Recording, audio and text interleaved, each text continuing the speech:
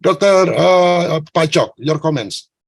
Yes, thank you, Prof. I agree with everything except for one thing that you just said. That I wouldn't want it to be. I don't consider Bali to be any more important than any other part of Indonesia. You know, I think the welfare of all of us, all people, should be placed as the number one concern. But you're right in saying that, yeah, there could be, it is a potentially sensitive subject. And unless it is really watertight, and again, you know, I just want to sort of say once again, you know, the human, I think Dr. Warsito gave us a brief outline of some safety parameters that were examined, but I think having a very, you know, very tightly controlled, at least probably 5-year follow-up on the health impact of exposure to those mosquitoes in a very tightly controlled environment. I'm not saying just, you know, in an open area where it was released, but seeing some very strong evidence for the safety, because, you know, it's sort of, it's an honorable perhaps goal to decrease disease prevalence. And I've had dengue fever myself. Members of my family have had it, and it's not a pleasant situation. However, you know, touch wood, we were all okay.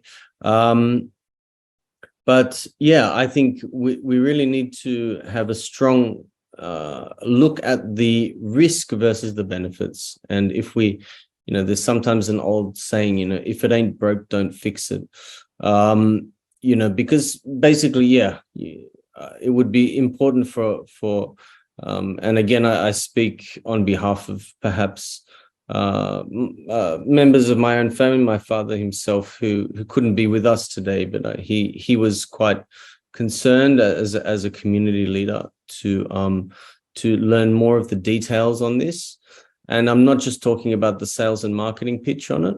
I mean the real science, because, you know, I am a scientist, and like Professor Uttarini was saying before, yeah, let's talk about the science of it. That's exactly what we want to do. And then we would be able to transmit that to people who had questions about it, and looking at all aspects of the science, including, and I'm very interested to hear also if there's anything else from Dr. Francis Micklem about things, or anyone else from the panel. Would be very interested to hear some more insight into that. And again, dengue fever and many, my other question would be if there have been any studies done on these particular mosquitoes with regards to malaria. That would also be an interesting thing. And I think it was stated before that there were no studies done on Zika.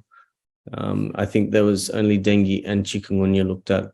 But yeah, I think we need to really also just really rule out the possibility that, you know, there could be any potential for an increase in or the potential for malaria to return to this part of Indonesia. We've been free from it for many years here in Bali, thankfully.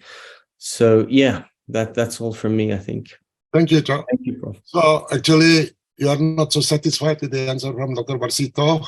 You want the impact to the human health, but in the closed, really tight system with 5 years monitoring. This is what you mean?